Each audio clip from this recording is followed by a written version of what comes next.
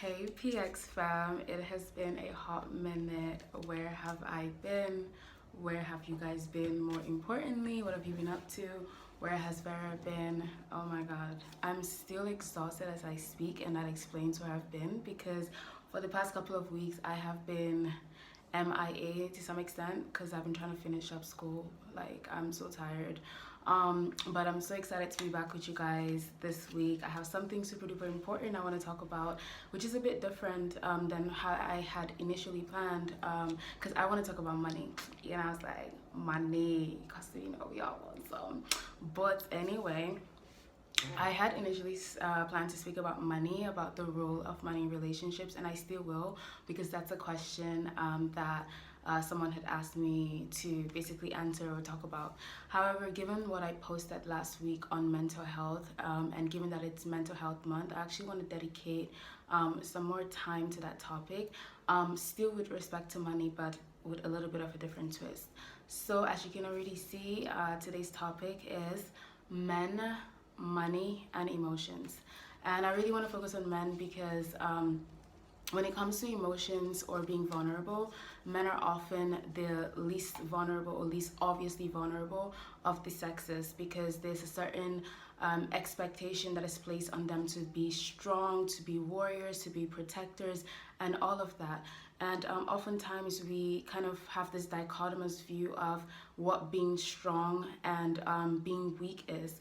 And being strong is associated with never breaking down, whereas being weak maybe is associated with being too emotional, being too easily swept by life, or being too easily carried away by the vicissitudes of life, the difficulties. So a man is supposed to withstand everything, basically, like even if the world is crumbling or falling down, he's supposed to be like, I'm a strong man. But the thing is that we're all human beings at the end of the day, man, woman, whatever, girl, boy. We're all human beings, and like we go through really tough times, and I think that this undue pressure from society is very unnecessary and can be very destructive. And we as women, especially when it comes to this issue of money and seeing men as providers, I think we need to change a bit. Especially we need to adjust to the times that we live in, which are really, really hard economic times. I'll actually talk to you guys a little bit about how difficult it is for our generation to make it. Like, you should already know because you're facing it, but like we're the first generation where we're working harder, but we're not being as rewarded as previous generations. So previous generations have always expected growth, like economic growth, but we're the first generation where that's like not to be expected. And what I mean by that is not in the mere sense of GDP, right? Because the economy is always going to grow in that sense, I believe, in an aggregate sense.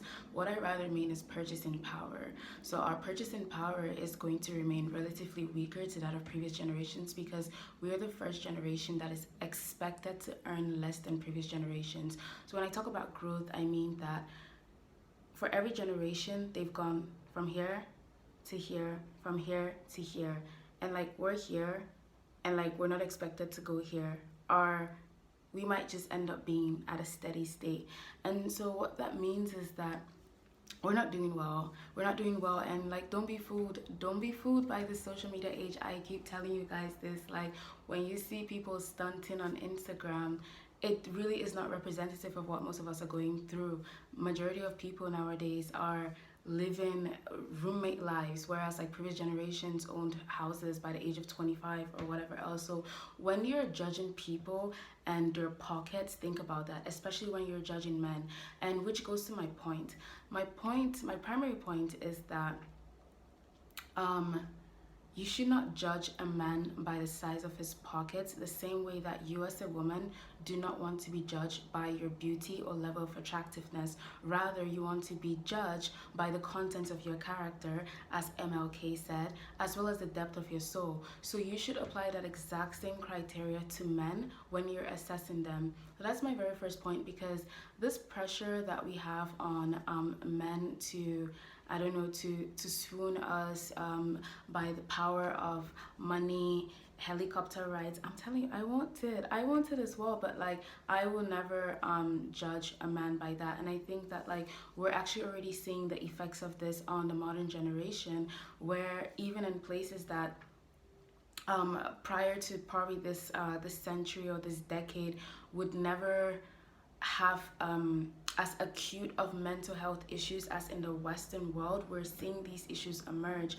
Like for example, in Kenya, I cited that in my post from last week, where you have a crisis of men committing suicide. Obviously, everybody's not committing suicide for the same reason. People are burdened by so much in life and varying things. But I remember I watched the BBC like documentary or special on this issue. You can watch it yourself. It's about 10-12 minutes. But one of the things that a sister of the deceased said was that he had lost his job, he was unemployed, his wife had basically left him, and he was not able to take care of his son. And for these reasons, he felt inept. He felt that there was no reason to live anymore. He could not be the stereotypical man that he's supposed to be. And I can't do causation here, because I don't know if the wife left him because of the fact that he could no longer provide. But whatever the case is, this man felt pressured to take his own life because of the fact that he could no longer fulfill his duty as a man to provide money. And extending this to people who are not even in that situation, as women going out there looking for men, please, like, do not judge a man's ability to love you by the weight of his pocket. Do not, because that's a very unfair judgment. And I would say basically that a test of a man's love is not how much a man's pocket can do for you. You can come up with your other tests for your man's love, but like that should not be it. And I remember also recently this year, yet again, there's a Nigerian DJ who took his life because he was having marital issues. I don't know what those marital issues were, but when you assess that particular culture and the expectations, the gender expectations in that culture on men and women, it wouldn't be so hard to believe that money came into play in whatever squabbles were going on in their household. There are like two things that society places on people: one, money, and second, children. So women are expected to bear children, and men are expected to build castles. Basically, you need to have money in order to be respected. So whatever the internal issues they're facing in that relationship, only they know. But that's just yet another example to show you that we are in an era where increasingly we're all burdened. However, I think men, being that they have ordinarily been taught to bottle up their emotions, find that they're either unable to share their emotions, or they believe that nobody is willing to listen, nobody is willing to accommodate them the way that they are or in the state that they are.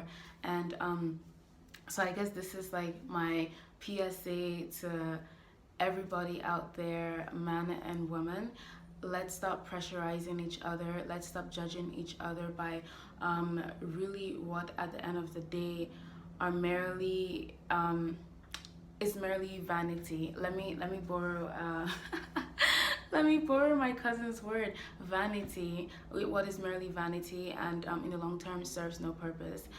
So that's kind of what I wanted to talk about today. A bit of more serious topic, but I think it's really necessary. I could go deeper, but I'll end it right here. And guys, do let me know what you think, and I look forward to engaging with you guys next week or whenever.